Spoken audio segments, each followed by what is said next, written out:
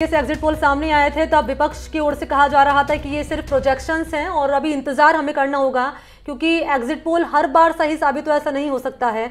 और हेमंत जी लगातार बने हुए हैं, इसके अलावा हमारे साथ शिप्रा माथुर जी भी बनी हुई हैं, प्रकाश भंडारी जी भी बने हुए हैं, सुमित जी भी लगातार बने हुए हैं। हेमंत जी मैं आपके पास आ रही हूँ क्योंकि यहाँ पर अभी प्रकाश भंडारी जी कह रहे थे विकल्प चाहिए राजस्थान की जनता को, क्या विकल्प वो मिलता हुआ नजर आ रहा है कि राजस्थान में?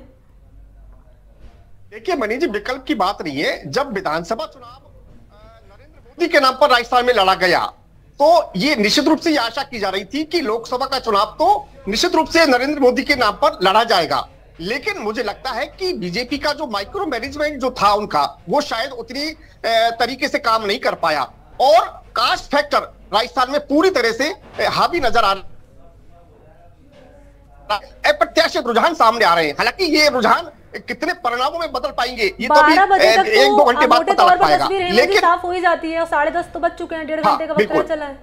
बिल्कुल हाँ, लेकिन आप एक बात मान के चलिए कि कांग्रेस के कई बड़े नेताओं ने और जो सीटों पर अब कांग्रेस आगे दिख रही है ना, दौसा की बात करें, झुंझुनू की बात करें, भरतपुर की बात करें, यहाँ के प्रत्याशियों ने सीधा कांग्रेस आलाकमान पर यह आरोप लगाया था कि द्वितीय चरण में तो वो इन सीटों पर प्रचार करने आए ही नहीं। कांग्रेस के आलाकमान, चाहे राहुल गांधी, चाहे सोनिया गांधी या खड़गे साहब या प्रियंका गांधी, ये तमाम लोग। तो इसलिए ये नहीं कह सकते कि अगर यह कांग्रेस जीत रही है, लीड ले रही है, तो इसका कोई श्रेय आलाकमान को जाएगा। ये निश्चित रूप से कास्ट फैक्टर की जीत होगी जिस तरह से। और सबसे बड़ी बात, सचिन पायलट यहां पर एक बहुत बड़े नेता के तौर पर अब देखते हुए नजर आ रहे हैं, क्योंकि जितनी भी सीटें जहां पर कांग्रेस आगे है ना, वहां पर गुजर मतदाता कांग्रेस के पक्ष में गए हैं। सवाल मैं लूंगी यहाँ पर, सुमित जी बने हुए हैं, उसके बाद हमारे साथ यहाँ पर जुड़ चुकी हैं नम्रता भी जुड़ गई है। नम्रता का रुख कर लेते हैं, एक ओपनिंग कमेंट्स उनसे भी लेते हैं। मनी, नम्रता, एग्जिट पोल्स पर काफी यूफोरिया था, स्टॉक मार्केट को ले लीजिए, पॉलिटिकल आप सर्कल्स को ले लीजिए, मीडिया में भी इनफैक्ट यही बात थी कि तीसरी बार मोदी सरकार बनती दिखाई पड़ रही थी। एग्जिट पोल्स में इंडिया अलायंस को 200 की सीट किसी ने भी नहीं दी थी, लेकिन फिलहाल अगर आप आंकड़ा देखें तो रुझान अब करीब 2 घंटे हो चुके हैं, ईवीएम की गिनती शुरू हुए और 4-5 राउंड पूरे हो गए होंगे। 298 एनडीए और बीजेपी को बहुमत नहीं है फिलहाल शुरुआती रुझानों में। यूपी को आप देख लीजिए, टाइट लड़ाई है। राजस्थान चैनल पर आप बैठे हैं, 13-12 बहुत नेक टू नेक फाइट है। और बंगाल, जिसको लेकर काफी चर्चा हो रही थी कि पश्चिम बंगाल में एकदम खेला कर दिया बीजेपी ने, तीनों बड़े स्टेट्स में लड़ाई बहुत नजदीकी है। इसी के चलते ये नंबर आपके यहाँ रिफ्लेक्ट हो रहे हैं कि बीजेपी फिलहाल पीछे है। देखिए, जो ये आंकड़े, अभी तो शुरुआत हुई है, अभी तो काउंटिंग शुरू हुई है। 2-3 घंटे के बाद में सारी चीजें साफ होंगी कि कौन आगे। और मैं आपको ये बात कह सकती हूँ, कुछ घंटों के बाद हम दोबारा मिल सकते हैं जब भारतीय जनता पार्टी भारी बहुमतों के साथ में विजय घोष करेगी। नहीं, ऐसा क्या हो जाएगा नम्रता जी? 2 घंटे तो ऑलरेडी हो चुके, 2.5 घंटे हो चुके, काउंटिंग शुरू हुए 2.5 घंटे। नहीं, अगर यही नंबर अगर अभी स्टिक करता और 400 पे चले जाता तो आप कहते हैं हमारी सरकार बन गई है। लेकिन अभी जब यही बात बड़ी पॉलिटिक्स में बड़ी दिलचस्प होती प्रवक्ताओं की, अगर उनके पक्ष में आंकड़े नहीं है फिर भी 25 की 25 राजस्थान में आप अभी बताए जा रहे हैं। कहा, किसने कहा हमारे पक्ष में आंकड़े नहीं है? सारे आंकड़े हमारे पक्ष में ही दिख रहे हैं। और मैं तो ये कहूंगी अभी तो शुरुआत हुई है और तब भी इतना इंटरेस्टिंग रिजल्ट आ रहा है। तो समझने वाली बात ये है कि जब समय बीतेगा, जब सब कुछ स्पष्ट आज की तरह साफ होंगे आंकड़े, तब हमारा जो घोष होगा वो कितना सुंदर होगा। नहीं, अगर मान लेते हैं, देखिए 4 राउंड करीब हो चुके होंगे और अगर मान लेते हैं कांग्रेस अब 104 पर है, बीजेपी 242, 219 पर इंडिया अलायंस, 294 के आसपास एनडीए, आपका पूरा गठबंधन। अगर ये आंकड़े घंटे और चलते हैं, बची हुई है जो दोषारोपण ईवीएम पर करा था, उसकी अभी तक लाज बची हुई है, मैं ये कह सकती हूँ। नम्रता जी, सवाल दरअसल आपसे इसलिए किया जा रहा है, यही अगर कांग्रेस पार्टी की तस्वीर होती तो आपकी ओर से कहा जाता कि देखिए हमने ये किया, हमने यही किया। क्योंकि पिछले मनी, ये गौर करने वाली बात ये होगी नम्रता जी, पिछले 1.5 घंटे से करीब 1.5-1.25 घंटे से राजस्थान में आंकड़ा यही है। राजस्थान में आंकड़ा बहुत ज्यादा डिफरेंट नहीं हो रहा है, यही आंकड़ा है। 14, 13, 12, 14, 13, 12। ये अभी शुरुआत चल रहा है। स्पष्टीकरण 2-3 घंटे, 1.5-2 घंटे के बाद में होगा। अभी हम इस पे कोई वो नहीं कह सकते कि आंकड़ा क्या चल रहा है, मिनटों में बदल रहा है। सुमित जी आपके पास आते हुए हेमंत जी बता रहे थे कि पायलट फैक्टर एक राजस्थान में काम करता हुआ नजर आ रहा है, आप क्या मानेंगे इसके पीछे की वजह? पायलट फैक्टर, गहलोत की जादूगरी या फिर कुछ और? मणि जी, इससे पहले जब मेरा टर्न आया था बोलने का, जब हमारी टैली लगभग 210 थी और अभी आपका चैनल पे ही 222 है, मैंने कहा था मनीष जी समय निकले, जैसे जैसे समय निकलता जाएगा ये टैली रिवर्स हो जाएगी, हम 300 प्लस होंगे, वो 200 के नीचे होंगे। जहां तक बीजेपी की प्रवक्ता का सवाल है, उनके लिए कहना चाहूंगा, मन के लड्डू फीके क्यों फीके तो कम क्यों 25 नहीं है, सपना है जो आप देख रहे हैं खुली आंखों से, अरे अब तो बाहर आ जाओ। प्रकाश जी ने बात करी कांग्रेस की कि किस तरह से कांग्रेस ने चुनाव लड़ा अपना गोविंद सिंह डोटासरा के नेतृत्व में। निसंदेह मनीष जी, प्रदेश कांग्रेस अध्यक्ष आदरणीय गोविंद सिंह डोटासरा जी के नेतृत्व में। फैक्टर क्या मान रहे हैं? आपने बात पूरी कीजिएगा, पहले ये जवाब दे दीजिए। पायलट फैक्टर, गहलोत की जादूगरी। मैं वही कह रहा हूँ, मेरी बात। गोविंद सिंह डोटासरा जी के नेतृत्व में चुनाव बड़ी मजबूती से लड़ा, कांग्रेस का एक एक कार्यकर्ता कांग्रेस की विजय को सुनिश्चित करने के लिए कटिबद्ध था और वो मैदान में आया।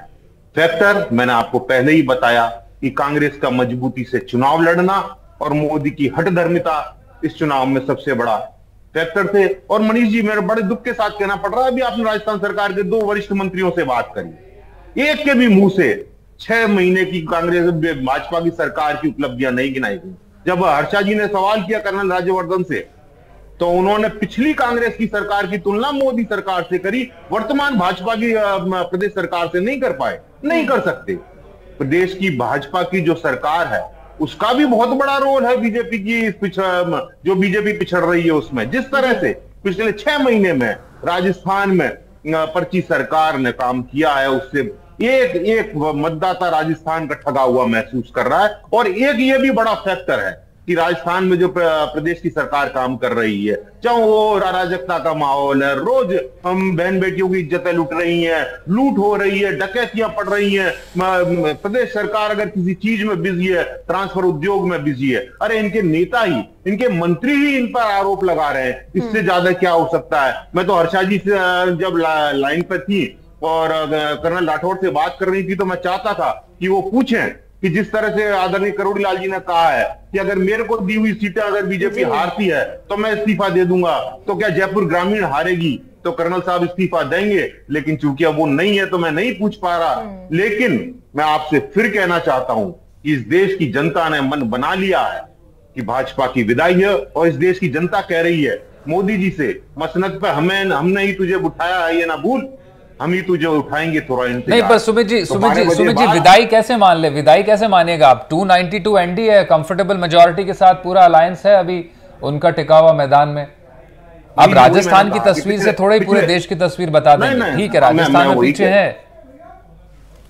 मनीष जी, मैं वही कह रहा हूं कि पिछले 10 मिनट में जब हमने पहली चर्चा हुई, जब हम 210 के आसपास थे, अभी 221 है, हर 10 मिनट में अगर इस तरह से 10-10 सीटें बढ़ती रही तो मैं यही कह रहा हूं, ये आंकड़ा बिल्कुल उल्टा होगा, हम 300 के प्लस होंगे, वो 200 के नीचे होंगे, यही होने जा रहा है। और मनीष, मुझे याद है राहुल गांधी से जब मीडिया कर्मियों ने सवाल किया था, तो राहुल गांधी ने कहा था कि सिद्धू मूसेवाला का वो गाना याद है, 295 सीटें। तो शिप्रा जी क्या लगता है कि वो जो स्टेटमेंट 295 सीटों का जो स्टेटमेंट दिया था राहुल गांधी ने, वो मुकम्मल साबित होता हुआ नजर आ रहा है? 221 पे तो पहुंच चुकी है इंडिया अलायंस। देखिए, अभी तो मेरे ख्याल में रिजल्ट का इंतजार करना चाहिए, ये फाइनल नतीजे क्या आते हैं। रुझान है, देखिए, अगर हम राजस्थान के कॉन्टेक्स्ट में ही देखें तो विधानसभा के चुनाव का आंकड़ा देखें तो दोनों के जो दोनों पार्टियों के बीच में जो वोट शेयर का डिफरेंस है वो मात्र 2.2% का डिफरेंस था। तो इसका मतलब आप ये सोचिए कि मेजॉरिटी जो है वो ऐसा नहीं है कि वाइप आउट हो चुकी है यहाँ से, इसलिए उसकी वो मुकाबले में ही नहीं है। तो कांग्रेस मुकाबले में है, और वोट शेयर उसका इस बार कितना बढ़ता है ये एक देखने की बात है। दूसरी बात ये भी है, अगर हम भाजपा की परफॉर्मेंस की बात करें तो ये भी देखना होगा। देखिए, 14 सीटें ऐसी हैं राजस्थान में जो लोकसभा की सीटें हैं जहां पर कि प्रत्याशी भाजपा ने बदले हैं। अब वो एंटी इनकम्बेंसी कहें, नॉन परफॉर्मेंस कहें या कोई और उसमें गणित बिठाया हो, लेकिन ऐसी सीटें हैं जहां पर कि भाजपा को डाउट था कि यहां पर उनका परफॉर्मेंस बेहतर नहीं होगा। तो वो जो कॉन्फिडेंस लेवल जो कांग्रेस का नजर आ रहा है वो इस वजह से भी मुझे लगता है कि उन्होंने अच्छा फाइट दिया है और परफॉर्मेंस में वो नजर आ रहा है कि वो कम से कम जो जीत का मार्जिन है उसको पाटने में वो कामयाब जरूर होने वाले हैं।